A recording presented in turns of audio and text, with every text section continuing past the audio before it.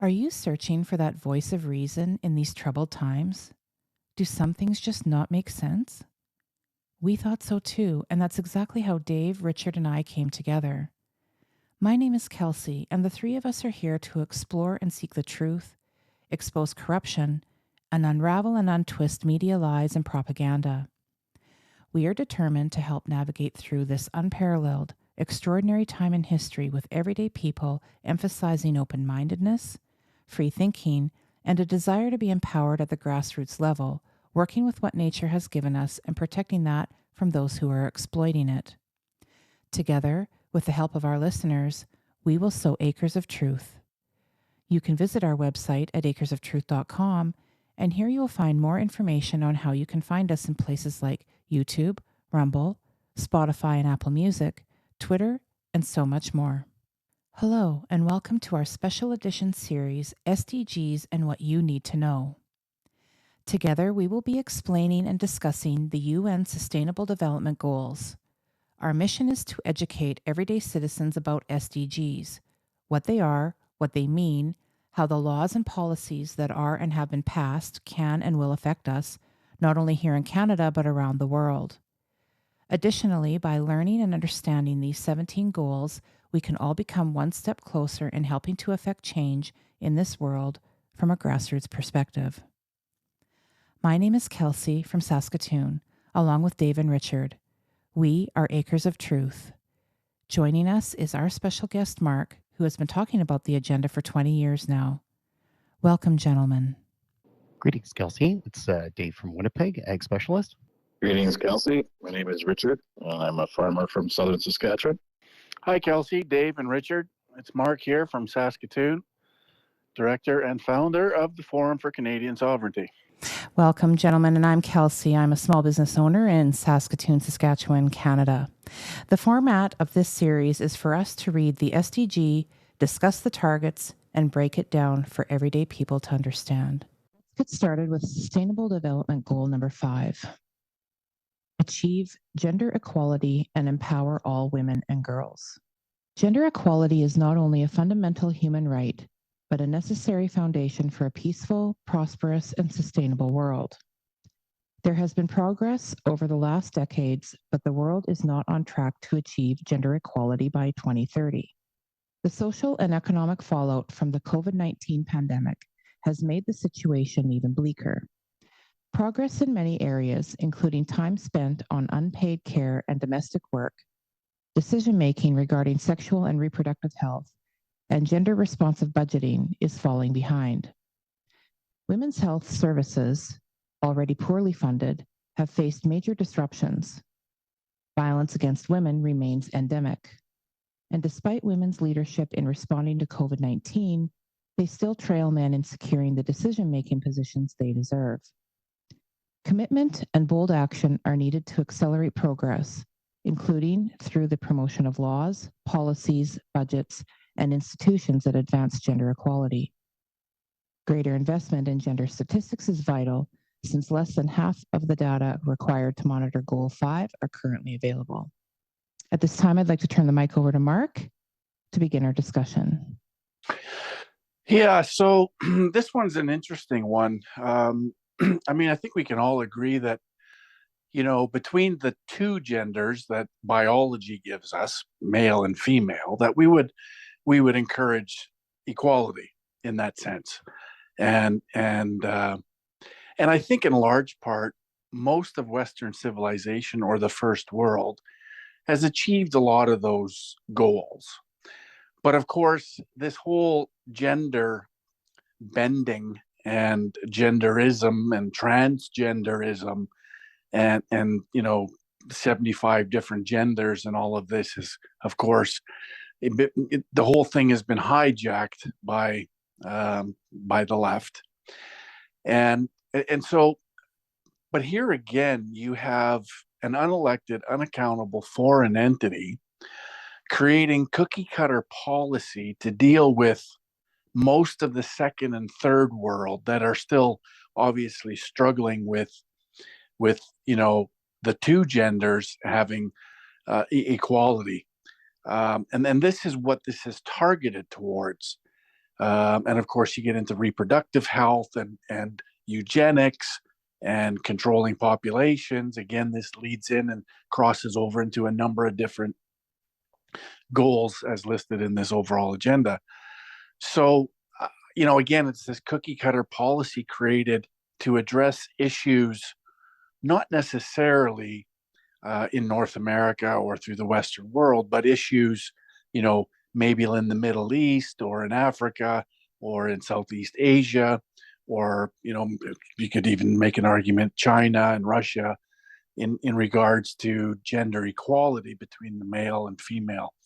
But again, this whole thing is been hijacked in terms of, population control, in the sense that if you can confuse children through the school system in regards to their gender and questioning their gender and confused about 75 different genders that they could possibly identify with, then you're creating a population of youngsters that are growing up to most likely not participate in the nuclear family or traditional family values. And that's what this whole thing is all about. It's attacking traditional family values, and so that's how I'd like to open this discussion. I think it's an interesting discussion because, again, and I want to stress this, that I don't think any of us in the first world and in Western civilization don't want to see gender equality between male and female. I think that's there's nothing wrong with that, of course, and I think people should be treated equally, regardless of their sex, regardless of their race, regardless of any other identifiable aspects of them. So I think, in a large part, we've achieved a lot of this.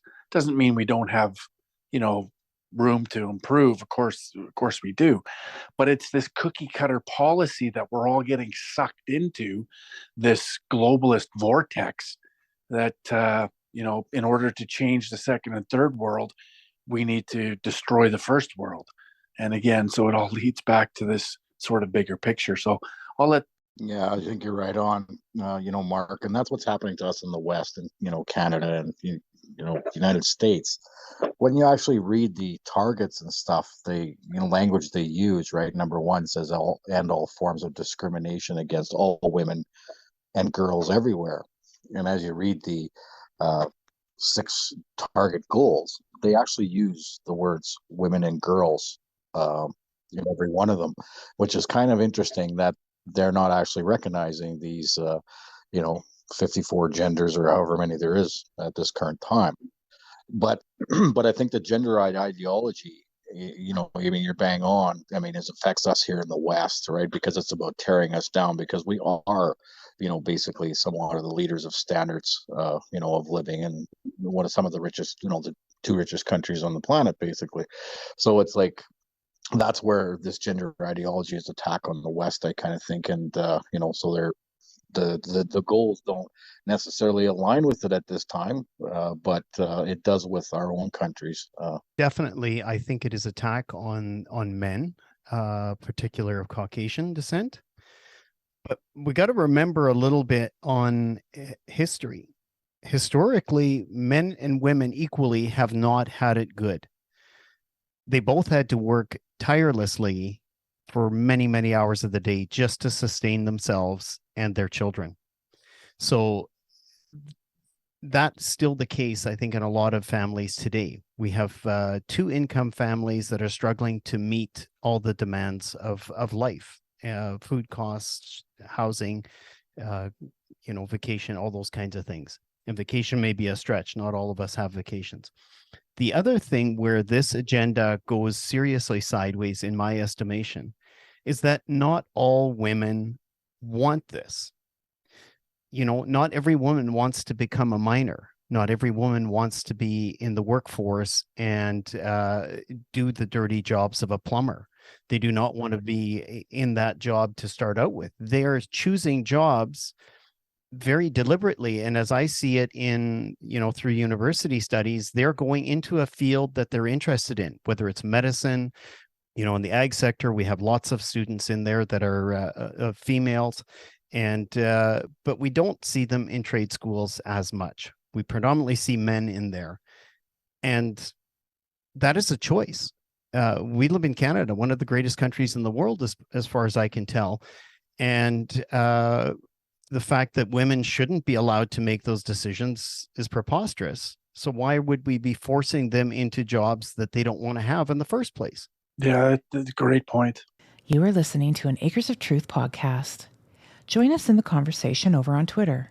Our handle there is @Acres of Truth, or to find more episodes, visit acresoftruth.com. Yeah, I see women CEOs, same as I see their male counterparts. I see them leading corporations. And I saw this not personally, but through history. After World War I or during World War I, the women entered in the workforce and they took on manufacturing jobs and doing manual labor.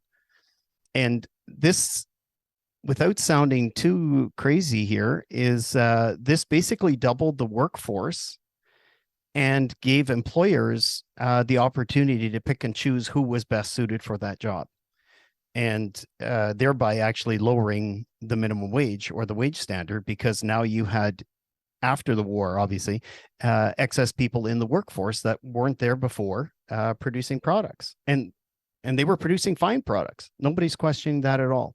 The other issue that women will face, and less so by men, women of ages 28 to 32 are going to hit a brick wall. They will have to decide between family, career, and that crisis will not go away on its own. If a woman wants to have a family, which I would certainly encourage, I encourage everybody to have a family, there are going to be a list of priorities that need to be in place, because that clock is ticking.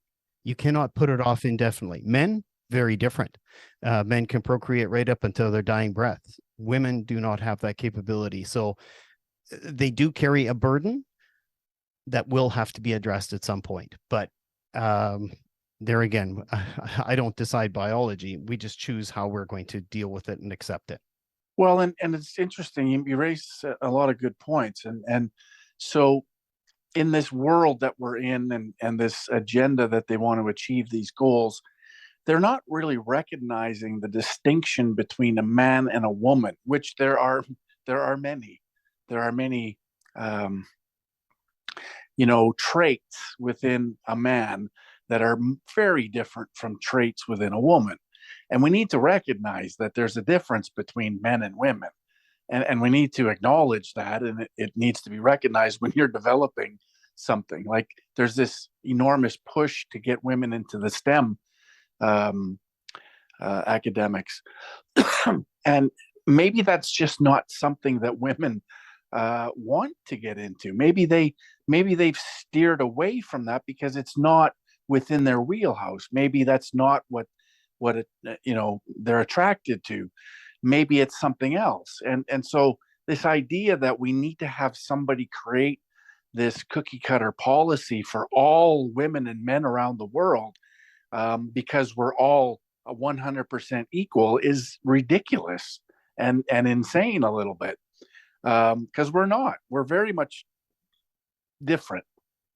And women have, a bunch of different strengths that supersede what men have, and men have certain strengths that maybe supersede what women have.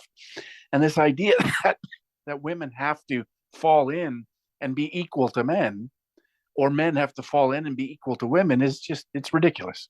Yeah, I just wanted to touch on the burden that that Dave mentioned too. It is unbelievable the amount of enormous pressure that is put on us as women, who by nature, we're the nurturers, right? We are the child bearers, and we are the nurturers. We are the women who are raising our children, until now all of a sudden all of this pressure is put on the 2-income family unit. Child goes to daycare within 6 months. Now all of a sudden you have somebody else raising your child, and now at this point, the government we see is coming in and having a hand in that. And there's now there's more taxes going to the government because where women are in the workplace, and the pressure between being a successful woman, but also at the same time trying to balance that with being a wonderful mother and raising your child. I've seen the balance shift towards the side of being a successful woman. There's so much pressure being put on women to be successful, and then they're putting that pressure on themselves because that's what this ideology says. And who's suffering? Who's suffering? It's the children. It's the children that are suffering. And where's the confusion? There's so much confusion being created out of this, and that's what we see with all of, in some way, shape, or form, with all this gender ideology stuff, and this equality stuff is just creating more confusion. It's putting pressure on women that does not need to be there. If you are qualified for a job and you want to go and do that job, and somebody's gonna, if I look at a resume, I want to look at and see what their qualifications are. And if they're qualified for that job, then I'm going to hire them, man or woman. So the emasculation of men is part of this too. This is affecting men. And like Dave said, I truly believe that this is an attack on white men. There's a lot of confusion that is being created in the family unit, with children, and in our white male community. Yeah, well, there's an open attack on masculinity. I mean, they've labeled masculinity toxic, and so this continual barrage that men are facing and beaten down because we represent masculinity, or in their terminology, toxic masculinity, where it's pretty clear throughout history that that masculinity is a necessity for the human race. It's a requirement. In order for us to survive, we need masculinity, and masculinity should be cherished and should be revered. And just as femininity should be revered and cherished for whatever those roles that women have. And of course, like you said, nurturing and child rearing, some would make the argument that men can have babies now. Well, there again is this confusion, this narrative created to do just that, confuse people, and it's all this attack on traditional family values, traditional roles, and obviously a lot of it has to do with economy too, and we've talked about that in previous discussions. But the economy is, of course, related, and one of those crossover issues when it comes to family roles. And there's most people can't afford to have one income into the family. It's getting to the point where it's necessity really to have two incomes, and so a lot of this has to do with economic values. And I mean, at the end of the day, Canada should be absolutely booming economically. We shouldn't have a situation that forces both parents to leave the house and go to work.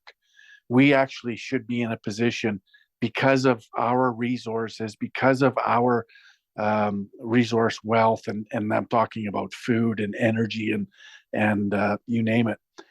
We're chock full in this country, and we should really have an economic system where we every family can prosper with a single income, and ensure that one or either of the parents, whoever it is, can stay home and raise the kids.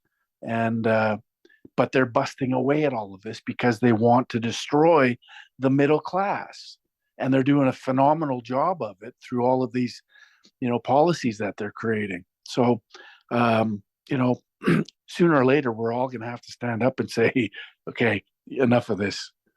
Of biology, and how women process differently, because women do put a higher priority on relationships, and they do put a much higher priority on families. And you think of the male role model, a young man graduated out of university, starting his first job, they are likely to put in 50 to 60 hours. And as they strive for promotion and strive for wage increasement, climbing the corporate ladder, so to speak, they're going to be putting in 60 to 80 hours a week, every week, nonstop, because they stroke their ego at the water cooler, trying to up the guys, and women don't typically do this. And so think of this guy who's out of university by 5 or 7 years. He's putting in 60, 80 hours a week. He has been excelling at almost double the rate that the average woman would. And nor, I'm not saying he should. I'm saying that's a little bit crazy, but that's how some of these men, these high achieving men, they will wind up climbing the corporate ladder faster. They're worth more.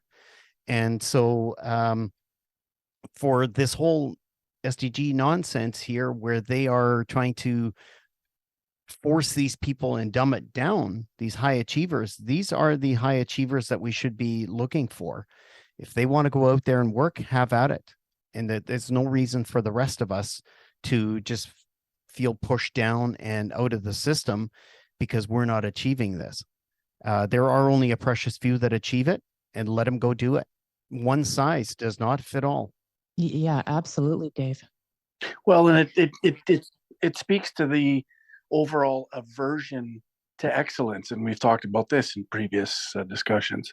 But it is this aversion to excellence, where if a man decides that he wants to excel in whatever field he's in professionally, he's looked down upon and sort of pushed away from striving to achieve this level of excellence. And it's this aversion overall to excellence that, and again, it leads back to socialism, where everybody's supposed to be treated equal, everyone's supposed to have the same, everybody's equal across the board. And we'll get into SDG number 10 when they talk about this equality of nations and within and among, and so we'll get into a little bit more of that discussion at that point. But again, it's all about emasculating men and demonizing masculinity and even femininity, and that's been demonized too in all of this. And oh, you're darn right it has. Like, absolutely it has. And Hollywood plays a role in this too. We see some of these blockbuster movies that come out, that portray women and girls who are saying these words about, toxic masculinity. I can think of one, I'm not going to name it, but I am very certain that it was after that movie came out that these buzzwords like toxic masculinity started really flowing out of the mouths of everyone. But for our listeners and for the women out there that are listening who have felt this pressure, because there's the pressure that's on the men who are being emasculated and are getting confused, and because there are points where they don't even know anymore how to even behave around women anymore, because women say this but then they do that, and part of that is the confusion, I believe, that's been created about all of that, that has been created through all of this. And if they've taken femininity and they've moved it and transitioned it into toxic femininity. If anything's toxic, it is that. And for the women that are listening, this is what I think, and this is what I have to say as a female myself, is don't fall into that trap that just because a man is masculine, that it's toxic. This is nature. And what I would strongly encourage women to understand themselves first, understand their makeup and their genetics and what makes them who they are, and embrace that. Yeah, it's taken away from, demoralizing the family again. So, as men, we all, and women as well, we all understand that, a career is very self-fulfilling, fulfilling. It's great, but we go out and we do our careers, to bring it home to our family, which is the most fulfilling thing you can do, is raise a family. And so what they've done is they put women in the workforce and sort of demeaned staying at home and running the family home and raising the children, which is actually the most important thing I think a couple can do. And because it creates a better society. But the government funds daycares now, so you can put your children in so they can start to indoctrinate them at a very early development age. And so it's demoralizing to the family structure. And, women, I see underneath this agenda are actually being attacked, not actually promoted. And that's the way I see it. Careful, Trudeau's going to call us all misogynists here by the end of this. Oh, I think he will. And so what? Yeah, he might actually learn a thing or two, because I think Sophie is trying to teach him something. He's just not listening very well. Thank you for joining our Acres of Truth podcast. Dave, Richard, and I invite you to join in the conversation with us over on Twitter. Our handle there is @Acres of Truth. Stay tuned as more episodes are dropping weekly. And so I just want to tie into Richard's point a little bit. And again, we go back to biology, because at a certain point, you can't skew that unless you're taking lots of meds and drugs and stuff like that. Biology works. And one thing that's overly clear is women will marry up. They will marry men that provide more and are, in some cases better looking as well. Like, there's a genetic component to that, which we won't dive into, but I'll stick with the money aspect. So women will enter into the workforce. They'll have a quality education. They're going to have their career. And as they make decisions to have a lifelong partner, which marriage is under attack under this, they don't want women to marry, but women will marry up. And so they're going to marry a suitor that is better able to support them and sustain that family unit.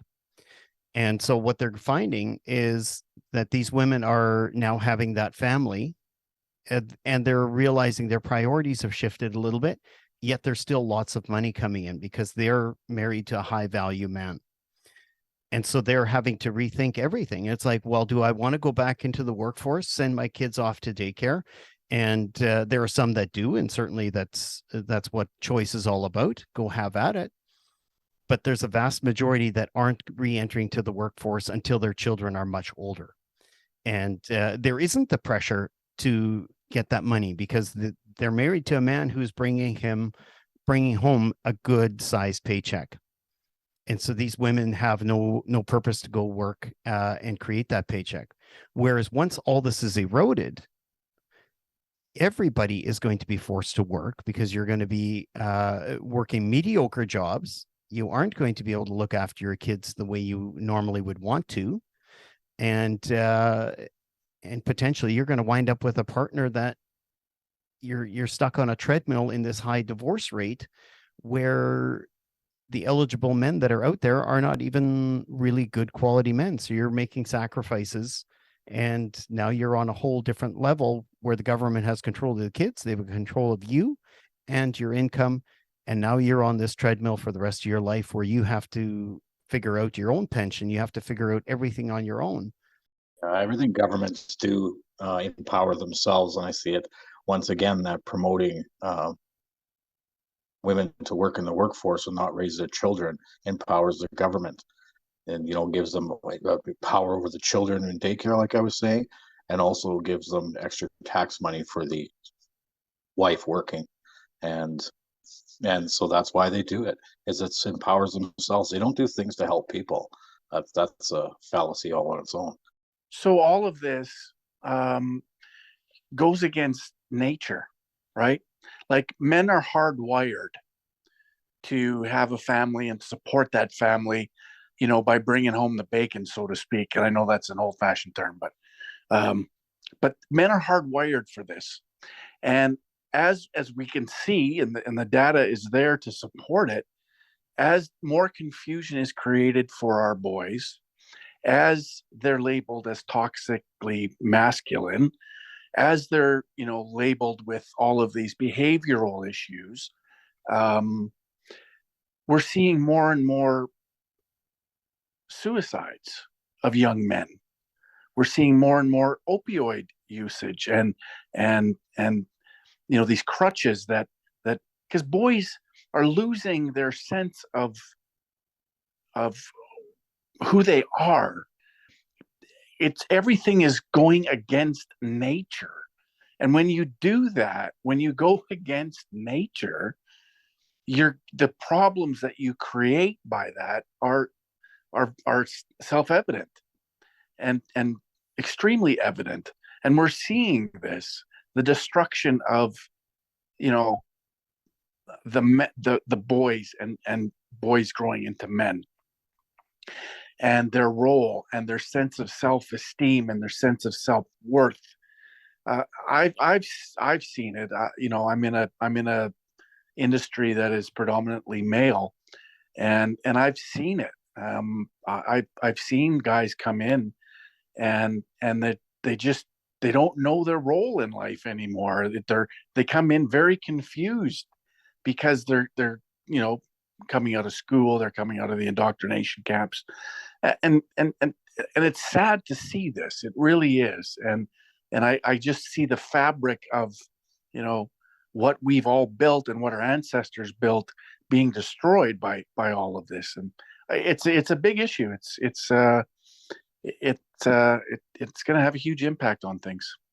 Women by design were created to work together. Part of a man's quality is basically to disconnect his feelings and, primarily years ago, go out and kill for the food and not be emotional about it and bring it back to his family. And when he gets back to the house, it was his wife's, job to basically connect those feelings again. Men don't actually have that's a quality that we don't have that nurturing quality that women do. That's why that balance is created. Well, I mean, it just goes back to nature versus nurture, right? And Mark, you brought up the going against nature, and we're seeing that on so many levels. So not only is there an attack on the nature of who we are as males and females, but on nature itself. And obviously we'll be talking about that in some of the SDGs coming up. But yeah, I mean, it's balance. It's yin and yang. It's there's we were created this way for a reason. And I would strongly encourage anyone who's listening to this to go back to their partner. And there is one thing that I have always said: communication is key. And we have to be strong enough to understand and realize that these outside forces are not powerful enough to penetrate our marriages, our relationships with each other. Men and women need to communicate with one another. They need to understand one another. They need to understand themselves first before they can understand their partner, and realizing that no one is better than the other just because one person can make more money than the other person. We still have children we need to raise. We still have children we need to educate. And we're just going to let the government do that? I don't think so.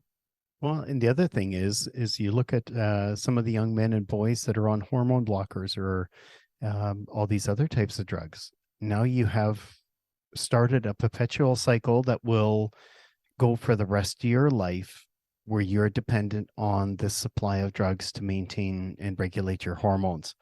It again speaks to the government. If they're willing to give them to you, you can have them. What if one day they decide not? Where are you going to wind up being when you've been dependent on these drugs for years or decades, and suddenly they are not available or attainable based on what your social credit score may be or may not be? So that's where we are. But it's very concerning, to say the least. I want to talk about 5.2 for a second, where it talks about trafficking and of women, sexual exploitation, those types of things. The one thing that keeps reoccurring in my mind is the Ghislaine Maxwell, the lists, those documents. Why are we not able to see them? Why is the government hiding those names and lists when she's behind bars for this crime, quote unquote? And how do they propose to change or fix this in the future going forward? If women are exploited, absolutely, I don't want to see it. I want to see accountability should that happen. But here we're seeing the exact opposite. There is no accountability except for one person being in prison. If you look at some of these targets that are attached to these sustainable development goals, and Dave, this 5.2 target is, I wanted to bring that up too. It would seem that we're being gaslit here as in humanity in general. We already know who's at the top of these trafficking rings, and they're the same people that are putting out these SDGs. So yeah, there's a little bit of irony in this.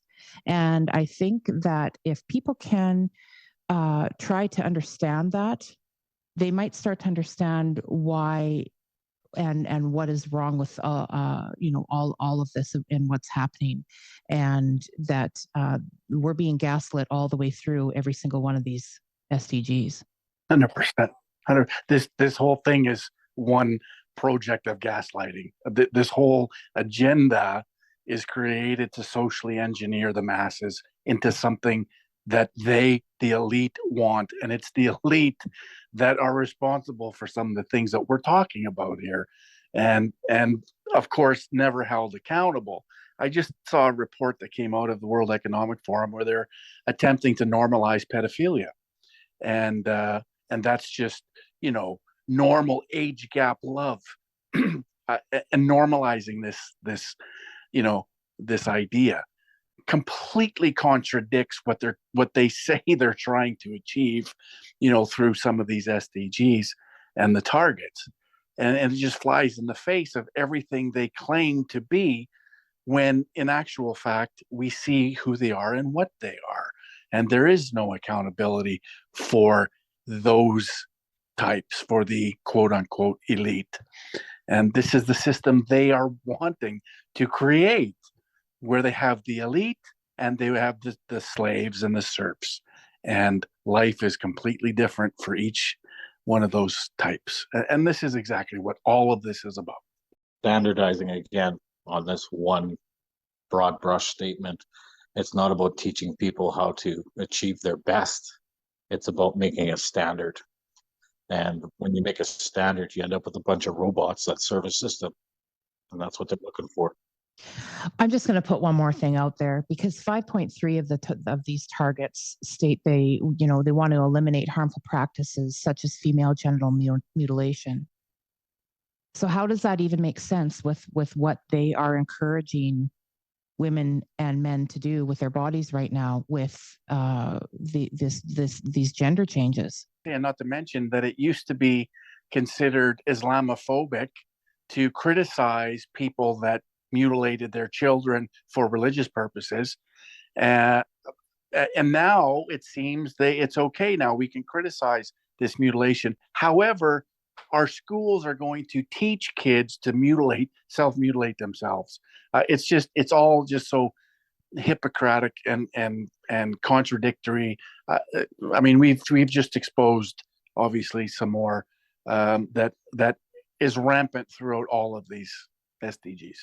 I'm getting a little amped up here, guys. I mean, these people are in direct contradiction with themselves all over the place. And for the average person can take a look at this. They see the colorful rainbowy colors, and if you look at some of the diagrams and the visuals that they use on the UN website and stuff like that, it looks all fun, and it looks, kind, and it looks like something that we should be virtue signaling. And we know that that's the way of the world right now. The virtue signal is it's the ultimate for people. And you've got 5.3 here talking about eliminating harmful practices such as female genital mutilation, and you've got young teenage girls who are having breast augmentation done, and in 10 years they are absolutely horrified and mortified that an adult actually let them do that. But it's all propaganda, right? And if you look at, for example, North Korea, if you look at China, it's the same way to socially engineer and condition the masses through this propaganda, that everything is beautiful, everything is fine. And you go through the UN website and all of the imagery that they use. Yes, of course, but it's propaganda. It's meant to trigger people, say, oh, look how nice this could be. We're going to reach utopia by going against nature. And this is the narrative. This is how they do this, and how they present it, and how they sell it to people. And of course, there's a segment of the population that accepts that propaganda as real, even though it's against nature, it's against everything that biology suggests to us. And so it is what it is. That's a wrap, folks. You've been listening to an Acres of Truth special edition podcast series. We would like to thank you so much for joining us in this journey. If you found this episode valuable, please share it with others on your social media platforms. Be sure to check out our website, acresoftruth.com, for more information on other podcasts and where you can find them. Additionally, feel free to send your questions or comments to info@acresoftruth.com. Thanks again for listening.